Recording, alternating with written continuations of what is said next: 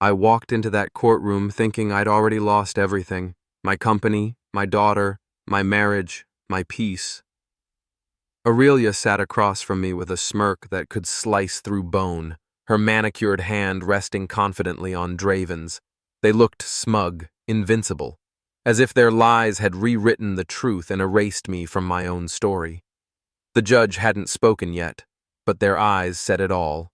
This was entertainment for them. They had taken my empire, turned my daughter against me, and now they were here to bury what was left.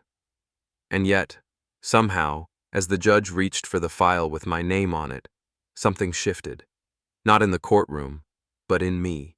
Something colder, clearer. That's when I knew. This wasn't my ending. It was theirs. Before we dive into today's story, take a moment to share where you're watching from. We love seeing how our stories bring people together from every corner of the world. Your thoughts and comments are what make this community so special, and we're truly grateful to have you here. If you haven't already, don't forget to hit that subscribe button and turn on notifications so you never miss a new story filled with drama, resilience, and unexpected twists. Now, settle in, get comfortable, and maybe grab your favorite drink, because this is a tale you won't want to miss. Let's get started. They didn't even look guilty. That was the part that gutted me more than the betrayal itself. As I stepped into that sterile courtroom in San Francisco that April morning, the heavy oak door closing behind me like the lid on a coffin, I saw them sitting side by side. My ex-wife, Aurelia Vance, and the man she'd been sleeping with, Draven Pierce. My former best friend, my business partner, the godfather of my daughter, Dahlia. Aurelia wore her confidence like a designer coat, something elegant and vicious that concealed what she'd truly become. Draven, in his pale blue suit and polished grin, didn't even flinch as I walked past. His hand grazed the back of her chair casually, intimately, possessively. I didn't need a reminder that this man had stolen my life. I was living in the remains of it. I sat down alone. My lawyer, Mason Rhodes, leaned over and whispered, "You good?" I nodded without answering. What was I supposed to say? That I hadn't slept in weeks? That I'd barely been able to look my daughter in the eye since the custody battle started? That I couldn't tell where the betrayal hurt more, in my chest or in my reputation? The judge's nameplate read, Han Victoria Sloan, but she didn't feel like justice to me yet. Just another person who might look at my life on paper, my controlled statements, bank records, and the flurry of lies Aurelia's legal team had polished and rehearsed, and decide I didn't matter. And still, I refused to break. Not here, not in front of them. But let's rewind. Because nothing collapses in a vacuum. It all started months before, when the cracks began to show in my marriage. But I was too loyal, too blind, too damn trusting to see what was coming. We lived in Napa Valley, Aurelia and I, and not just lived. We thrived. Our vineyard estate sat on 40 acres of rolling green, surrounded by glass walls, open terraces, and curated perfection. It was the kind of life that looked like luxury magazine spreads, where problems get staged out of sight, and no one ever asks if the couple in the photo still sleeps in the same bed. We used to be real. Back when we met, she was magnetic, charming in the kind of way that made you feel chosen just to stand beside her. She used to look at me like I was a man worth building a life with. She laughed at my late-night startup pitches, kissed me when the IPO crashed, believed in the next venture before the last one had cooled. At least that's what I told myself. I was building my second company then, Valtros Media, a high-tier digital branding firm for luxury names. I had money, ambition, and momentum. She had the style, the background, and the Rolodex. We made a good team on paper and, for a while, in real life too, until something changed. It wasn't loud or obvious. It was late nights turning into early mornings without explanations. It was the way her hand flinched when I reached for it. the silences that filled our marble kitchen louder than any shouting match. Then it was, "Draven's been helping me with some press contacts." Draven, my best man. Draven, who had a way of overstaying at dinner, who lingered too long after wine, who started dressing better, speaking smoother. And then came the day I walked into my home office and saw a second wine glass, her lipstick on it, his cologne in the air. I didn't confront her that night, not directly. Instead, I went out to the terrace, looked at the estate I'd built, the land I'd invested in, the security I gave her, and sat alone for 3 hours asking myself if I was being paranoid. But I wasn't. When I finally asked, she laughed, said I was insecure, controlling. "You've made everything about you, Jackson," she said. "I just want to feel alive again." Alive. Like I'd buried her. Like loyalty was death. Weeks later, the divorce filing came through, not by discussion, not by mediation. It was a direct hit, served in public at my company's boardroom while I was presenting to investors. She had timed it perfectly. She wanted drama. She wanted to humiliate me. And worst of all, she had Draven with her, hand in hand, like they were already writing the next chapter before I had finished reading the last. They had built their narrative, abandoned wife, emotionally distant husband. They even dared frame it like I had neglected her needs while building an empire.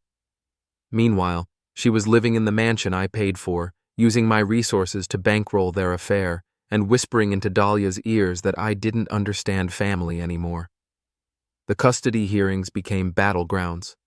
Dahlia was 12, old enough to parrot what she was told, young enough to not see through manipulation. I tried not to resent her when she pulled away, when she said things that clearly didn't come from her. I just held on, documented everything, stayed quiet while Mason built the case, and then came today. That morning, I didn't wear a tie. I wore clarity. Not rage, not revenge, just a cold, clear sense of what needed to be done. I had built Valtros from scratch and sold it for $99 million.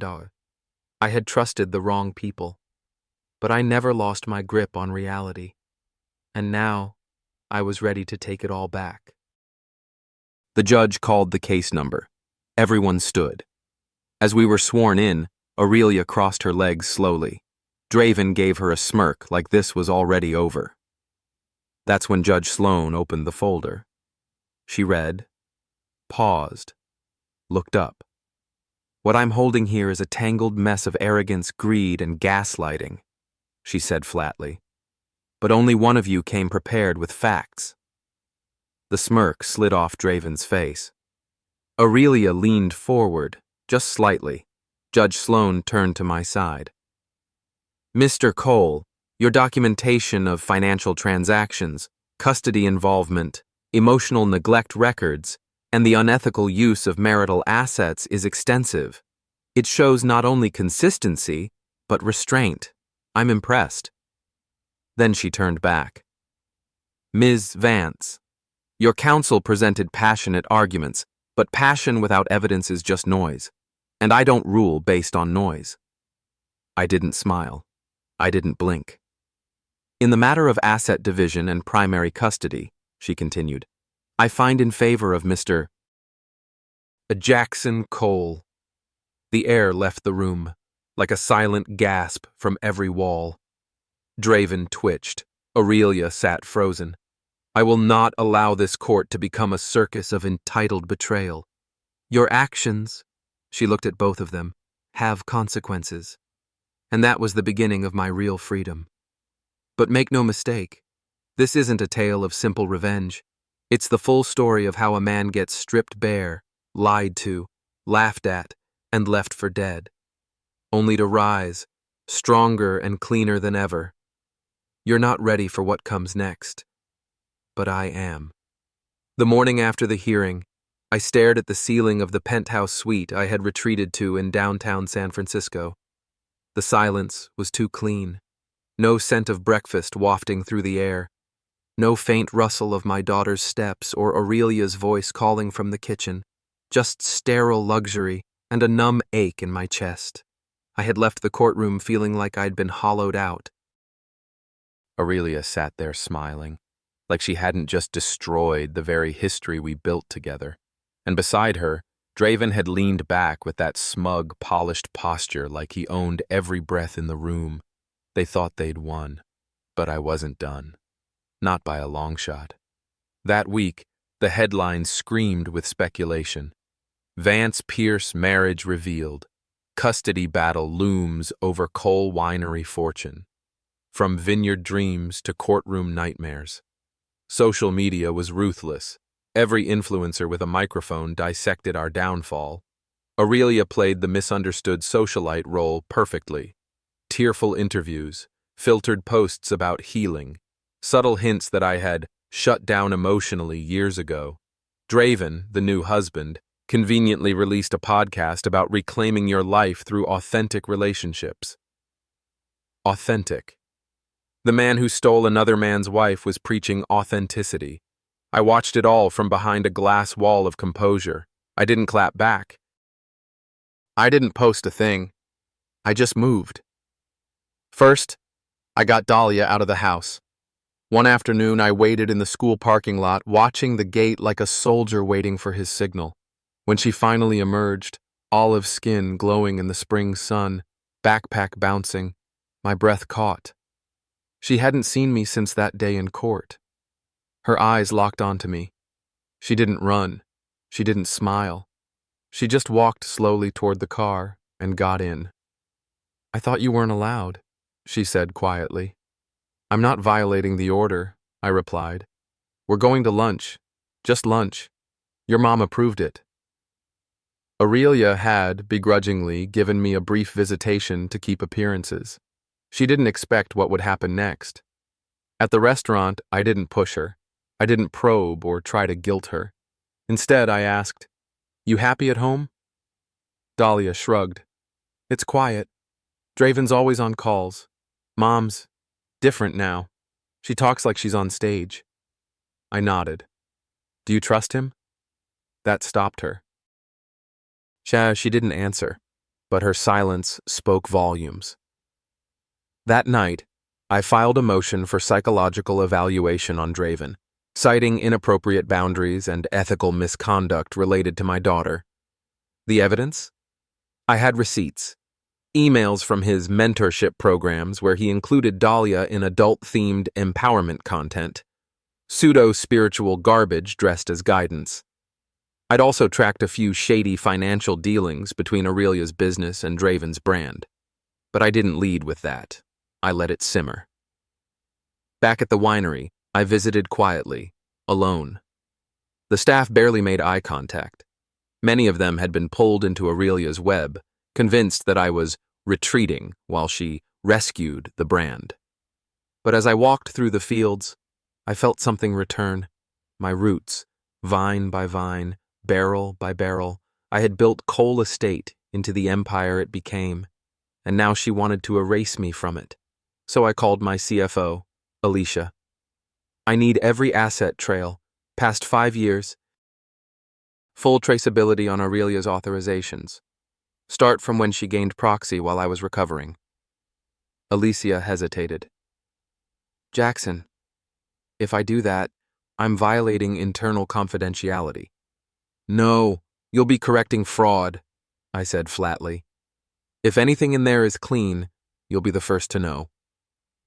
Within 72 hours, I had the ledger, unauthorized fund transfers, reallocated wine distribution contracts funneled into Draven's media company, multiple payouts disguised as marketing partnerships. The worst part? Some of those funds were earmarked for the scholarship program I founded for Napa youth. They used the dreams of underprivileged kids to bankroll luxury rebrands. Dahlia started texting more often. Mostly questions. "Did you know Mom hired a new family consultant? Why do I have to go on Draven's podcast? Why does everything feel weird?" She was beginning to wake up, and I had to be careful. Too much pressure would turn her against me. She had already heard a curated version of who I was, from two master manipulators, so I gave her space. But I did start recording. Every conversation, every pickup, every drop-off, every message. It wasn't paranoia, it was preservation. One night, after weeks of tight-lipped investigation, Alicia called. "I found a shell company," she said breathlessly. "Draven's using it to relicense your estate's branding internationally. Under his name, the contracts were buried deep in the legal maintenance files, signed with Aurelia's proxy access. That was it. They weren't just trying to ruin me, they were trying to erase me entirely. I hired a forensic auditor, then a digital litigation expert, then a public relations strategist. This wasn't about vengeance. It was about truth, and truth takes precision. 3 weeks later, Dahlia came to stay with me for a weekend visit, part of the new temporary custody schedule. She was quiet at first. Then one night, over pancakes, she broke. "Mom told me you were controlling," she whispered, "that you made her feel small, that Draven helped her feel free." I put my fork down gently. "I loved your mother, Dahlia, for a long time. But sometimes love gets twisted, especially when someone doesn't know who they are without attention." Her eyes filled. "She said you'd make me pick sides." I leaned in. "I won't. Ever. But you deserve to know what's real." I slid a folder across the table. Inside were photos, emails, financial trails.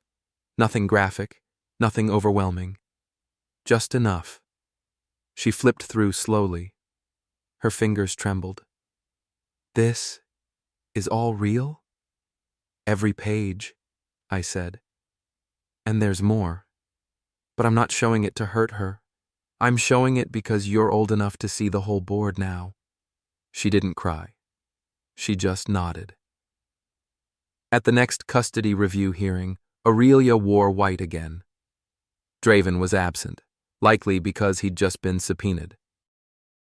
My lawyer submitted our findings to the judge, a sealed file of criminally questionable activity, including perjury, parental manipulation, and financial fraud involving nonprofit funds. Aurelia's face went pale, but that wasn't the moment that broke her. It came when the judge asked Dahlia if she felt safe and heard. Dahlia looked her mother in the eye and said, "I don't trust your husband." The room went silent. Aurelia's mask cracked. Draven wasn't just a problem, he was a liability. The next day, Aurelia sent me a message. "Can we talk privately? Without lawyers?" I didn't reply. She had forfeited that right when she dragged me into the dirt and handed my legacy to a fraud. Behind the scenes, Draven's world was collapsing. His business was now under investigation. 3 of his brand partners dropped him. A former assistant leaked emails confirming strategic manipulation of Aurelia to gain access to wealth. He tried to spin it. Claimed he was the victim of corporate sabotage, but no one believed him anymore. The authenticity brand collapsed under its own lies. Aurelia went silent on social media. No filtered apologies this time, just absence. At the next hearing, the judge granted me interim sole custody, not because of revenge, but because the facts spoke louder than the theater. Back at the estate, I walked the vineyards again, but this time Dahlia was with me. She asked me to teach her how to prune the vines. I showed her, slowly, carefully. And in the silence of our work, I felt something old and sacred return. Not just power, but presence. She looked up at me and smiled faintly. "This place feels more like home than anywhere else." "It is," I said simply. "It always has been." Meanwhile, Aurelia attempted one last move. She filed for emergency joint access, citing emotional bias on the court's part and alleged psychological manipulation of Dahlia. but the court dismissed it immediately because the evidence wasn't on her side anymore. The world was beginning to see who she really was and who I had been all along. I didn't speak to the media, but I did give one interview to a quiet business publication that had supported Cole Estate since the beginning. When they asked me what I learned from the betrayal, I said, "Power doesn't scream. It endures.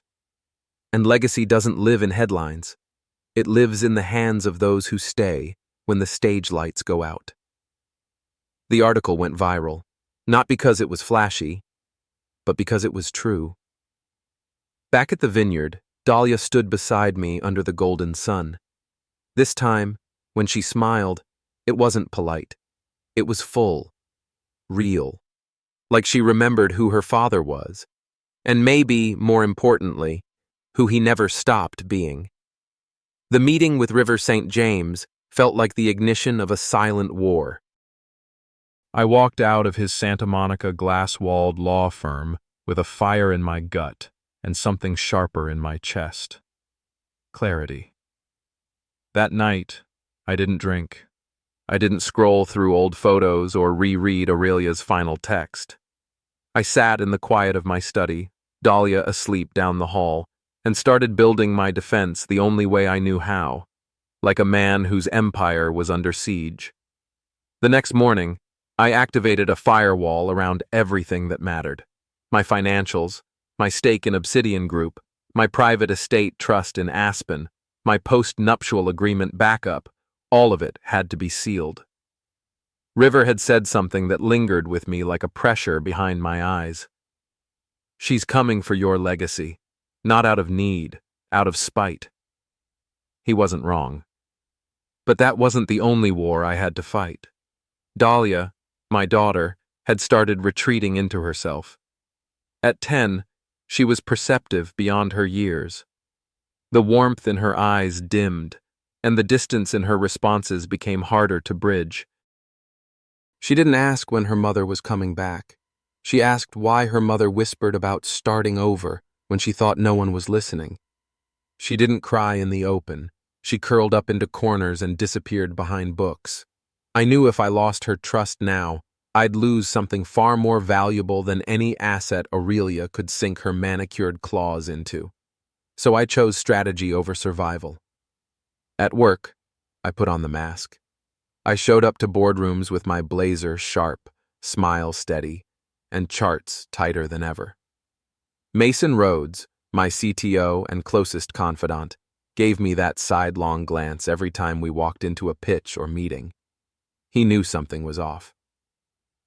"You good, Jax?" he asked one evening after a grueling investor roundtable. "No," I said simply, watching the sunset from the rooftop terrace of our Brickell office. "But I will be. You want me to start backgrounding Draven?" That's the thing about Mason. He never asked stupid questions. He never told me to take the high road.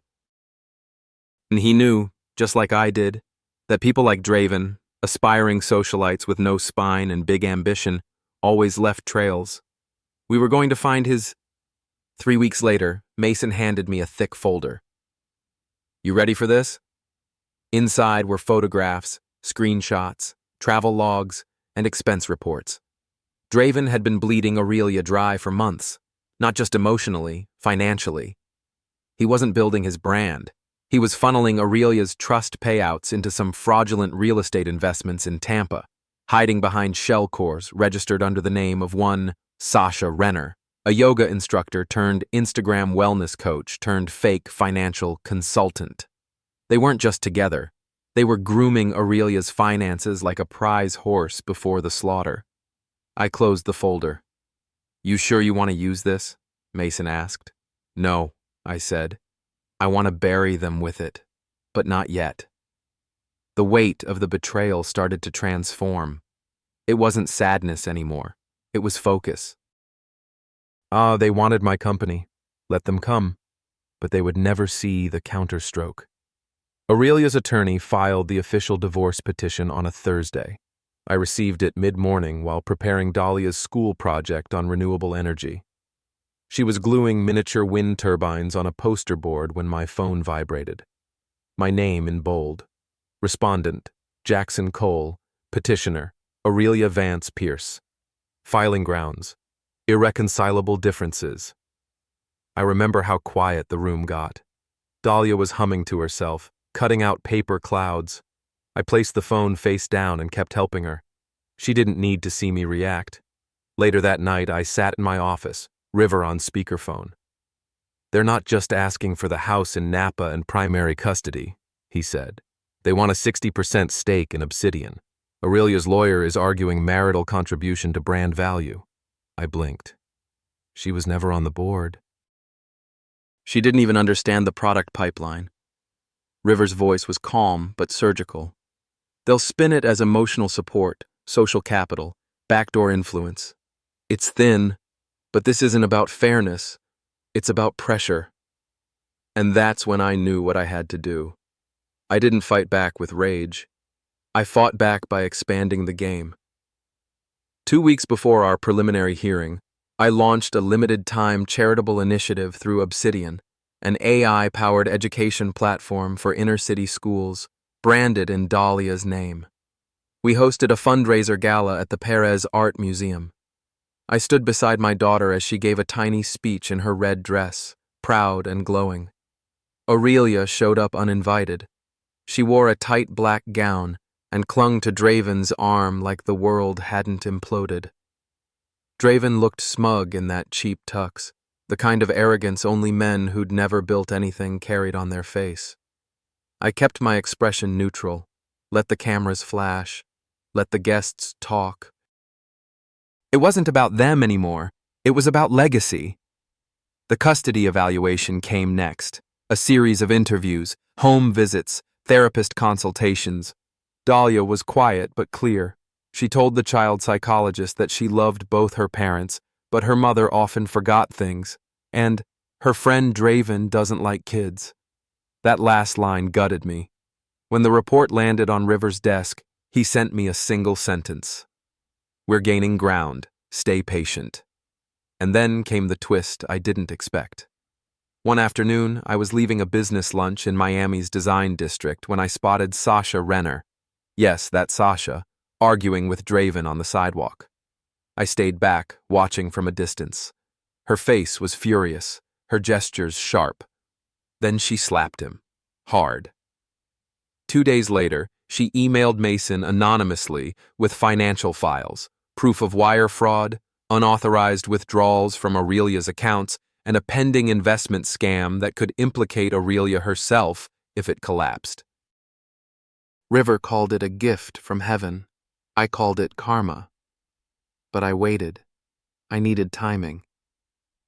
The court date was set for late May. I had one chance to strike at everything: custody, finances, reputation, in a single blow. In the meantime, I fortified. I took Dahlia on a weekend trip to Aspen, just the two of us.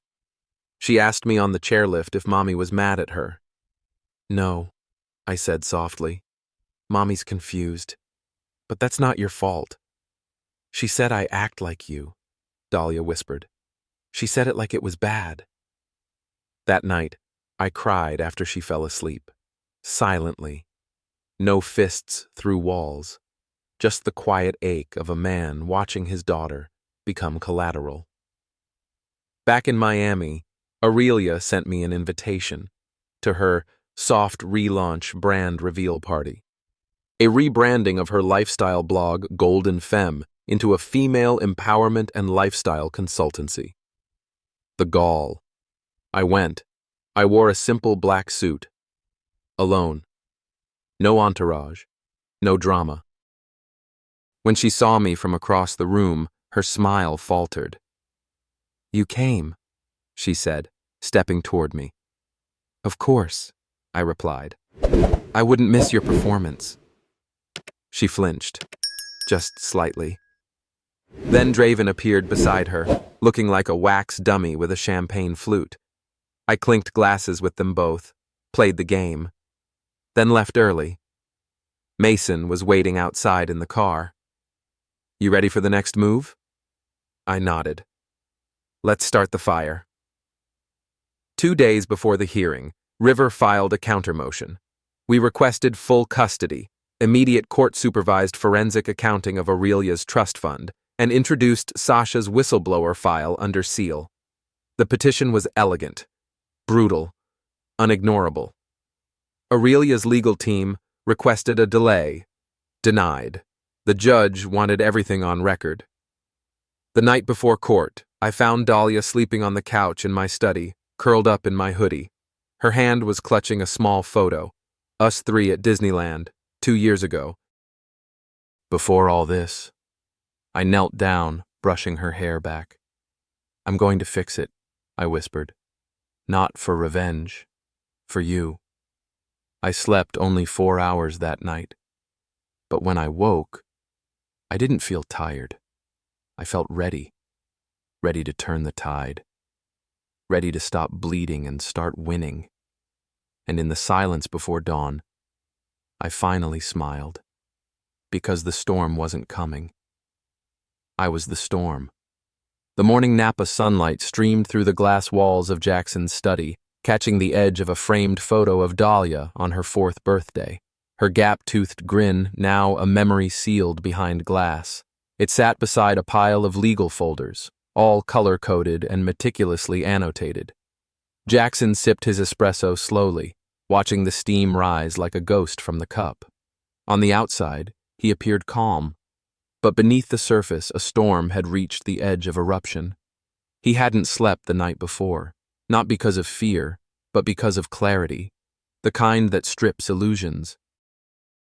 The kind that makes you see not only the betrayal, but how it was prepared, baked, and served by the people who once claimed to love you. Draven and Aurelia had not just stolen his company's board seats, they had attempted to script his erasure.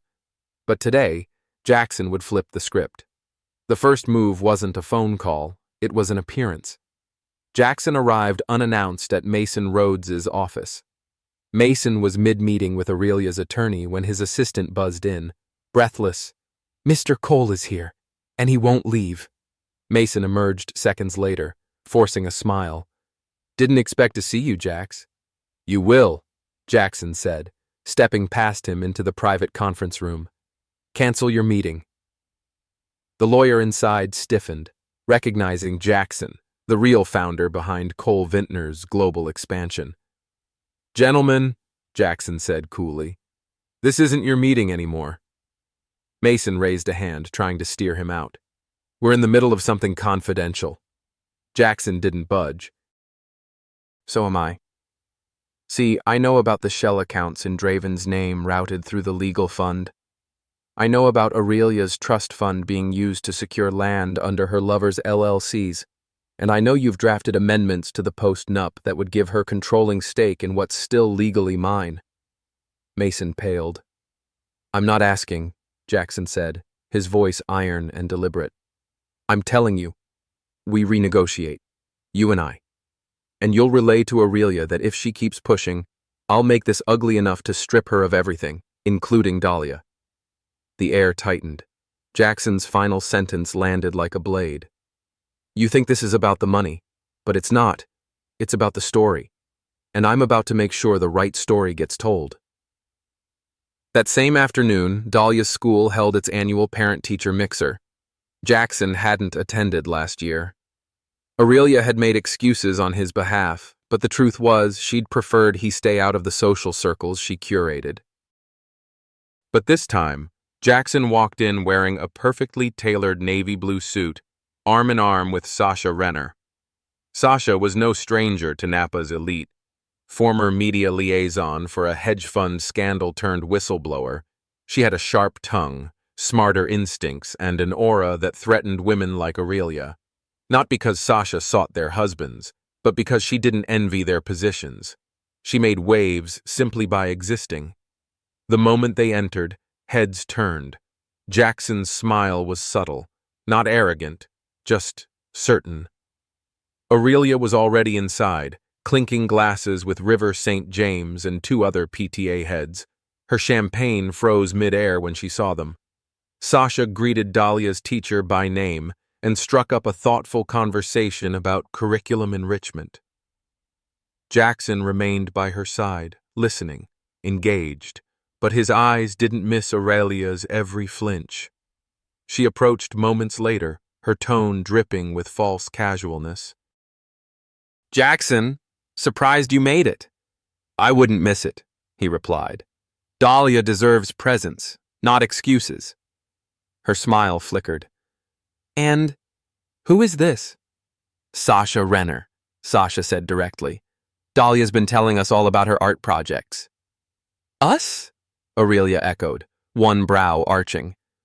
I've been helping Jackson adjust to the single-parent rhythm, Sasha added, unbothered.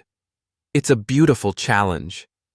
Aurelia's jaw clenched, but she didn't reply. She retreated, her grip on the flute tightening until the stem cracked between her fingers. The cut that followed barely registered. Days later, Aurelia's claws emerged. She filed an emergency request to bar Jackson from taking Dahlia out of Napa County without prior approval, citing concerns over emotional instability and overcompensation behaviors following marital dissolution. The document was thinly veiled aggression, but it gave Jackson what he needed. He presented the filing to his legal team. Good. Let her open the door. Sasha leaned over his shoulder. You going to expose everything now? No, Jackson replied. Not yet. First, I want them to underestimate me just a little more. River St. James was hosting a closed fundraiser for a local art conservatory. Aurelia had already arranged to speak during the champagne reception. She saw it as her opportunity to reclaim face after Sasha's entrance at the school event. But Jackson had a different plan.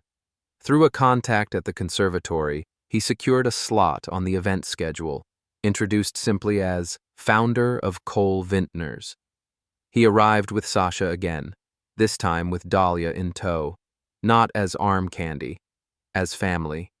As Aurelia stepped onto the stage, she noticed the seating arrangement had changed. Her name placard had been shifted off-center. Her eye twitched. She delivered her speech about art as healing and legacy. It was polished, professional, and cold. When Jackson took the mic next, he didn't speak about wine. He spoke about reinvention. Sometimes, he said, the things you build are taken from you, sometimes by strangers, other times by those who once wore your ring, but the beauty of destruction is that it clears the land for something stronger, more honest. The room was silent. And the truth, he said, gaze locking onto River and Aurelia in the front row, always finds its way into the soil. Polite applause followed, but it was thunderous in effect. The ripple through the elite was immediate. Several donors quietly shifted allegiance that night, expressing interest in Jackson's new ventures. What Aurelia didn't know was that Sasha had already met with an investigative journalist from San Francisco's Business Journal. Quietly, carefully. She didn't provide anything directly, just context, leads, documents found in the trash, or public records anyone could access if they looked long enough. A story was forming, and the angle wasn't flattery. Meanwhile, Jackson escalated. He sent Draven a private message, a single photo. It showed Draven entering the back door of a private club in LA, known for its exclusive and discreet clientele. The man he was with was not Aurelia. Under the image, Jackson had written, "You really should vet your exit strategy better." Draven didn't respond, but the silence was telling. Dahlia began to ask questions. Why doesn't Mommy smile at you anymore? Jackson didn't dodge. Sometimes people stop being who they used to be. But she says you left us. He crouched to her level. I stayed for you. I'll always stay for you. She nodded, gripping his hand. I want to stay with you. The next court date wasn't for another 2 months, but the war had already shifted. Draven attempted to present himself as Aurelia's business advisor at a private investor event. The moment he was introduced, someone leaked the story. The article was blunt. Embezzled trusts and hidden agendas, the quiet power play behind Cole Vintner's divorce war. Within hours, River St. James publicly distanced herself from Aurelia, citing irreconcilable values. Donations to Aurelia's favored causes dwindled. Her board invitation to the Napa Culture League was postponed indefinitely. But the final humiliation came when Sasha's anonymous tip landed in the inbox of Dahlia's school board. They launched an internal review. The allegation: Aurelia had pressured a teacher to alter Dahlia's behavioral records to present Jackson as absent and emotionally unavailable. When the board requested access logs, they found unauthorized changes made from Aurelia's credentials. Jackson said nothing. He didn't need to. When Aurelia was called into the board meeting and shown the evidence, she wept, not because she regretted it, but because she realized she no longer controlled the narrative. That night, Jackson sat beside Dahlia in her room as she drifted to sleep. Sasha watched from the doorway. "Everything's shifting," she whispered later as they stood in the quiet kitchen. "I know," he said, "and I'm not done." "You don't have to burn them completely," she said gently. "No," Jackson said, "but I do have to make sure they don't rise again." She didn't argue. She simply stood beside him as the lights dimmed. The war had moved from silence to strategy, but Jackson wasn't chasing revenge. He was reclaiming his place, on every front, and he was winning. The day the court hearing reconvened, Napa Valley felt colder than it should have in April. Not the weather, the silence. It was the kind of silence that made every echo in the courthouse feel like a scream. I arrived precisely at 8:30 a.m., my navy suit crisp, my expression unreadable. Sasha Renner, my attorney, met me outside with a brief nod. Her eyes had the quiet edge of someone who knew the game was almost over. Inside, Aurelia and Draven sat at the far table, dressed like they were filming a political campaign. She wore white, pretending innocence. He wore smugness like cologne. Dahlia wasn't present this time, and I was grateful for that. She had seen enough. The bailiff called the session to order. Judge Margot Herrera, formidable as ever, took her seat and adjusted her glasses. Her expression wasn't cold, but it wasn't warm either. It was focused, and that was more dangerous. "Miss Renner," the judge began, "you may proceed with your rebuttal." Sasha stood, voice smooth and clipped. "Your Honor, we respectfully submit new evidence demonstrating not only financial manipulation by the petitioners, but also a pattern of coercive behavior, particularly aimed at undermining Mr. Cole's custodial credibility." She clicked a remote. A projection screen descended behind us. On the screen, photos, financial records, and screenshots of messages between Aurelia and Draven. Dates matched exactly with fund withdrawals from Cole Enterprises accounts. Her signature had appeared on 3 falsified invoices billed through a shell company under Draven's LLC. Draven shifted in his chair. "Furthermore," Sasha continued, "we have audio recordings, legally obtained, that indicate Ms. Vance had premeditated intentions to dissolve the marriage with financial motives and secure sole custody of Dahlia as leverage for settlement." Judge Herrera held up her hand. "I'd like to hear those." Sasha nodded. She played the first recording. Aurelia's voice crackled through the speaker. "He built the company, yes, but the name is mine now. If I have Dahlia, I control the narrative. People believe the mother. Always." Draven's response came next. "We just need to squeeze him emotionally, make him look unstable. Then you take the house, the brand, and Dahlia. He'll walk away with nothing but his name." Silence in the courtroom. Judge Herrera leaned forward slowly. "Ms. Vance, Mr. Pierce, do you have anything to say before I make my ruling?" Aurelia stood, faltering. "Your Honor, those recordings were taken out of context. We were in a private conversation. It wasn't meant to—" "Sit down." Her voice stopped dead. "Mr. Cole," the judge said, turning to me, Do you still intend to pursue full custody and dissolution of all shared assets as requested? I met her eyes. Yes, Your Honor. She looked at Sasha. And the evidence file has been submitted under seal? It has. Judge Herrera inhaled, slow and sharp. Then, here is my ruling. Everyone leaned in. Draven's face went pale. Aurelia gripped the table edge. Effective immediately, all shared assets between Jackson Cole and Aurelia Vance are to be divided as follows. Mr. Cole retains exclusive ownership of Cole Enterprises, including all trademarks, patents, and associated revenue. Ms. Vance is ordered to return all transferred capital within 30 days or forfeit all future claims to the brand. Aurelia gasped. Draven whispered something under his breath. Custody of Dahlia Cole is hereby granted to Mr. Cole. Ms. Vance will receive supervised visitation privileges pending further psychological evaluation. Draven stood abruptly. This is absurd. You can't take everything. Mr. Pierce, sit down, or I will hold you in contempt. He did.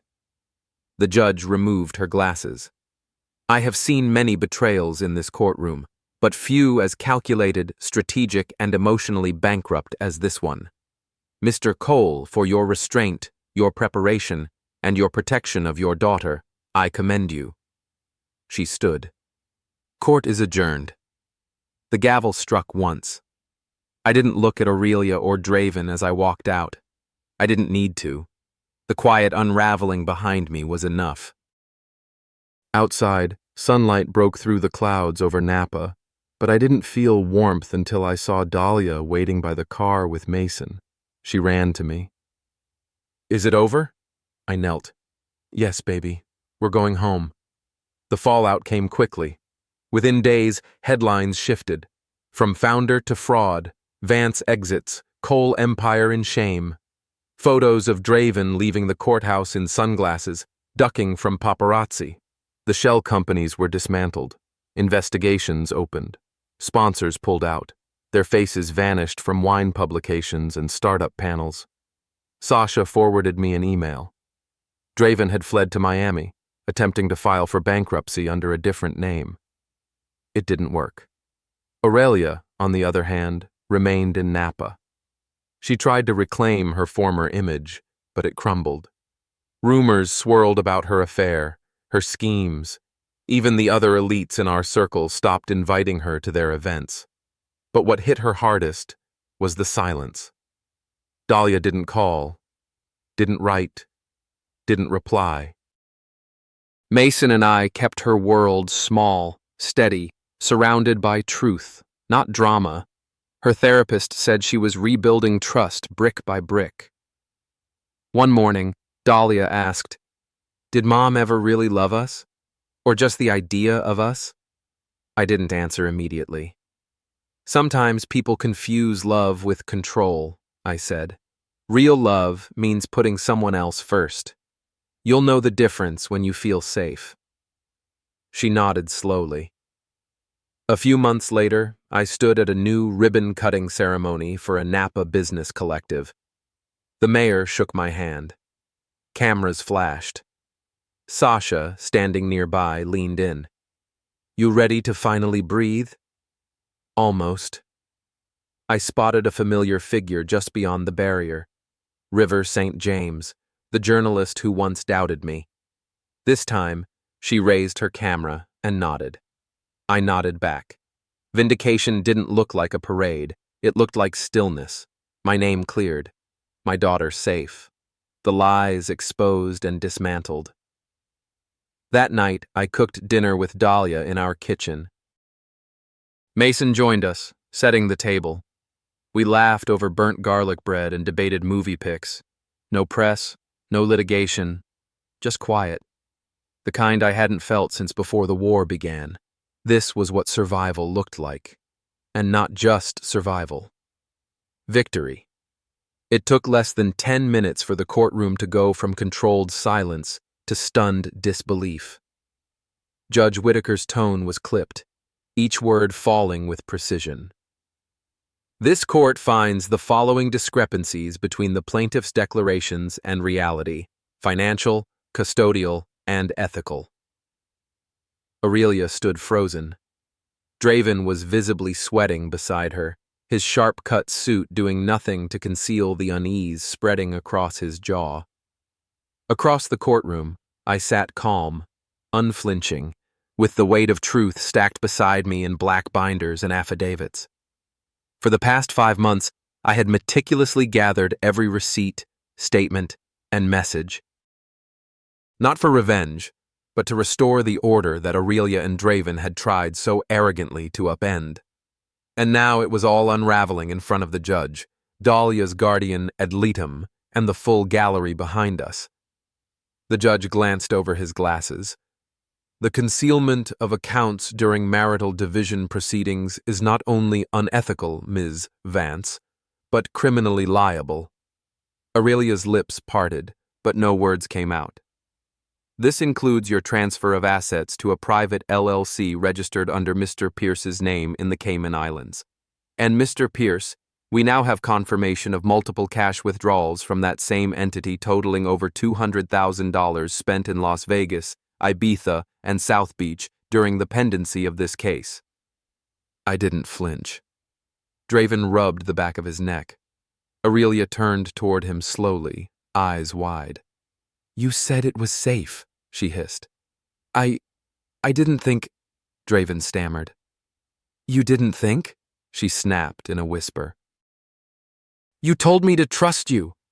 I told you to wait until it cleared." "Enough." The judge silenced them both. "This court does not entertain marital squabbles. We review facts, and the facts, quite frankly, are damning." From the bench, he turned back toward me. "Mr. Cole, the court appreciates your restraint throughout this process. You've been transparent, cooperative, and proactive in your filings. Additionally, your commitment to your daughter's well-being is evidenced by the continuity in her education, therapy, and environment, all financed solely by you." I nodded once. Given the financial misconduct, the emotional negligence, and the evident attempt to defraud the court, this bench has no choice but to rule decisively. The pause that followed was sharp and prolonged. "The court awards Mr. Cole full legal and physical custody of Dahlia Cole." Aurelia let out a sharp gasp. "In addition," the judge continued, "this court finds the prenuptial challenge by Ms. Vance to be null due to material misrepresentation. Therefore, the original terms stand. Ms. Vance forfeits any additional entitlement beyond the pre-agreed figure of $1 million. This sum will be paid in a lump settlement, to be finalized within 30 days. There was an audible gasp from the gallery. "$1 million? That's it?" Draven blurted, unable to contain himself. Judge Whitaker's tone dropped to Arctic. "Mr. Pierce, I'd advise you to remain silent, unless you wish to be held in contempt." Draven sat back like he'd been shot, but the judge wasn't finished. "As for you, Mr. Pierce," he said, flipping a page in the evidence binder, "your name appears multiple times in illegal financial activity tied to the concealment of marital assets. You will be referred to the district attorney's office for further investigation." My heart didn't race. I didn't smirk. I sat still, calm, holding the gravity of the moment in silent strength. Aurelia spun toward Draven. "You told me none of this would trace back." "It wasn't supposed to," he murmured. "You're the one who wanted to hide money. I just set up the channels." "You liar! You hypocrite! You were funneling too." "Enough!" Judge Whitaker's gavel came down sharply. "Court is adjourned." The sound of the gavel echoed through the room, but it was Aurelia's cracking expression that lingered. The fury on her face, the betrayal etched across every line as she stared at the man she'd once chosen over me. This was the image I would remember, not for vengeance, but for closure. As everyone stood to leave, my attorney Marcus leaned in and whispered, "You handled this like a surgeon." I nodded once. They did the damage. I just didn't flinch when the scalpel came back to them. Outside the courtroom, reporters swarmed, but I didn't stop for anyone. Dahlia was waiting 2 blocks away with my sister Aria. That's all that mattered. When I arrived at the small cafe where they waited, I saw my daughter through the window. She looked up, and the second our eyes met, her face lit up. I hadn't realized how starved I was for that light, that certainty. She rushed outside. "Dad?" "Hey, Butterfly," I said, crouching just as she threw her arms around my neck. "Did we win?" I held her close. We did. Back at home that night, Dahlia curled into my side while we sat on the porch. The Napa night was cool but not cold, the stars indifferent to the noise of courtrooms and betrayal. "Did Mommy really try to take all our stuff?" she asked quietly. I hesitated. "Mommy made some choices that weren't fair, but it's not your job to carry them. You just focus on being a kid." She nodded solemnly. "Okay, but I like our house. I like our life. I like when you cook. I don't want to leave again." "You won't have to," I said. "You're home, for good." She exhaled and leaned her head against my chest. Good. That night I sat alone in the living room after she went to bed, the legal documents now boxed and stored in a locked cabinet. It wasn't satisfaction I felt. It was stillness, not silence. Stillness. The difference was everything. The next morning, my phone buzzed with a message from Marcus. "News broke. Aurelia and Draven are trending. Might want to stay offline today." I smiled faintly, not out of pettiness, but because finally, the weight wasn't on me. Across town, Aurelia was being dropped by her modeling brand ambassador contracts. A minor scandal, the headlines called it, but enough to keep her off red carpets and behind locked apartment doors. Her New Era brand had crumbled overnight. Draven's firm had already issued a public statement suspending him indefinitely pending investigation. His business partners weren't interested in sharing a sinking ship. Poetic, how fast the elite fall when their house is made of lies. A few days later, Aurelia emailed. And no subject, no greeting, just, "Was it worth it? Tearing everything down to win?" I didn't respond, because she was still framing this as my war, my retaliation. But what she never understood was that I never wanted war. I just wanted peace. She mistook my patience for passivity, my quiet for weakness. She forgot I built the life she betrayed, and I could build again, but this time, without her. Instead, I opened a new tab on my laptop. A fresh email. To dahliafoundation@napa.org. Subject: Sponsorship Proposal, Dahlia Education Fund. I had plans now, big ones, and none of them involved proving myself to people who never saw my worth in the first place. Later that week, Dahlia and I sat in the garden planting late-season herbs, dirt under our nails, sun on our backs. "I want to build something," she said suddenly, looking up at me. "You already are," I replied, brushing hair from her cheek. "You're growing, every day." She smiled. "So are you, Daddy." She was right. And this time, I was growing in peace. It was a Thursday morning in early April when the world, finally, felt still. Not quiet. There was always the hum of birds in the garden, the faint rustle of wind through the olive trees, but still in the way a man feels when nothing is chasing him anymore. The weight of other people's narratives, expectations, and betrayals had slipped off me like an old coat. Dahlia sat on the porch beside me, her feet tucked up in the oversized wicker chair she'd claimed as her own. She was drawing, something she did more now that her mind was calmer, her life more rooted. I glanced down at her sketchpad. It was a tree, strong and wide at the base, roots stretching in all directions. "What's this one called?" I asked, sipping my coffee. It's us, she said without looking up. I'm the leaves. You're the roots. I paused. Why am I the roots? She looked at me, eyes serious. Because you hold everything together. I swallowed the lump in my throat and nodded. She went back to drawing, and I leaned back in my chair, letting her words wash over me. The last few months had been a slow unraveling of the chaos. Aurelia had tried to refile for joint visitation 2 weeks after losing custody. Her lawyer, a new one this time, had submitted a request for limited supervised time with Dahlia. But the court didn't waver. The judge denied it in under a week. The evidence was still too fresh, the instability still too recent. Draven, on the other hand, was nowhere to be found. Rumors swirled. He'd left Napa entirely, likely relocated to Miami or Austin under a different firm name. He hadn't been charged criminally, yet, but the IRS had opened an audit, and that alone was enough to make him disappear into legal limbo. Aurelia stayed in town, though. Her modeling gigs had dried up. The wellness podcast she started had a small, bitter following, mostly conspiracy and blame. She reached out to Dahlia once, through her grandmother, but Dahlia didn't respond.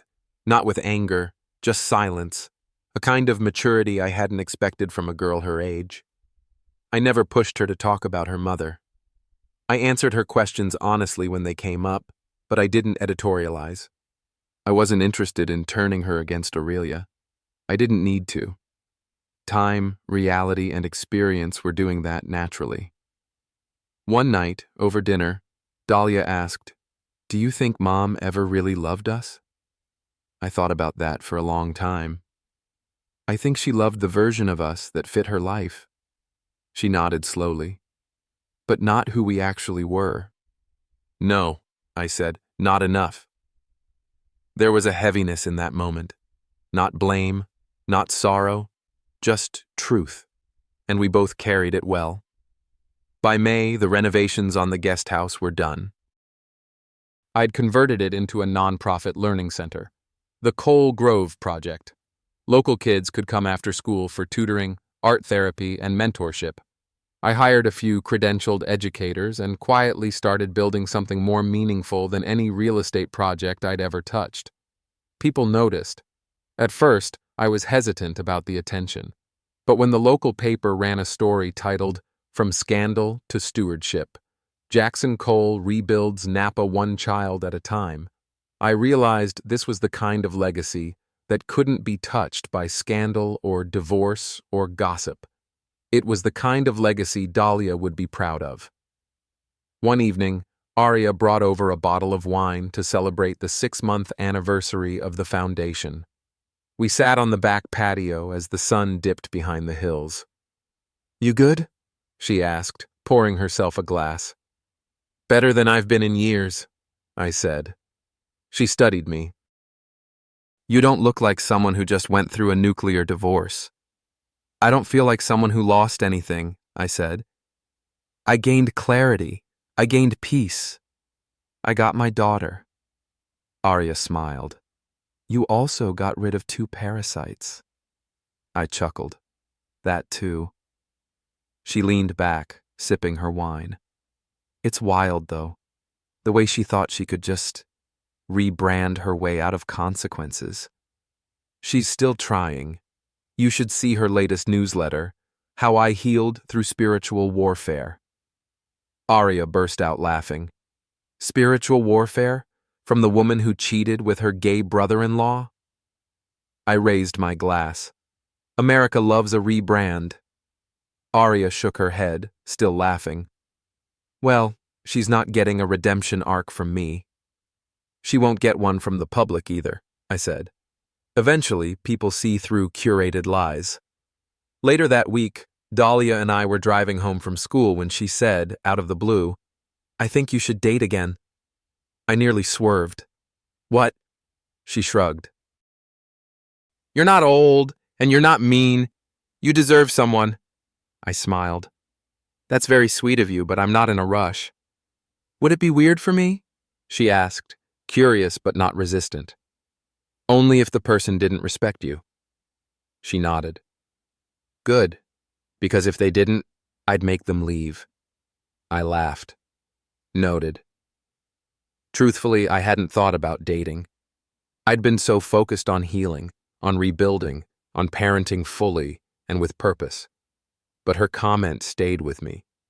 Not as pressure, as permission. Weeks passed. I hosted an end-of-year barbecue for the Cole Grove kids and their families. It was a warm afternoon filled with laughter and homemade food. I stood by the grill flipping burgers when a woman approached me. Sasha Renner, a local counselor I'd brought in for art therapy. You know, she said, sliding sunglasses onto her head, you're not as intimidating as you used to look. I raised a brow. Used to? She smiled. Before I knew the story, you were the man in the scandal. And now? You're the man who built something better from it. We stood there in a comfortable pause. You hungry? I asked, offering a plate. Starving, she grinned.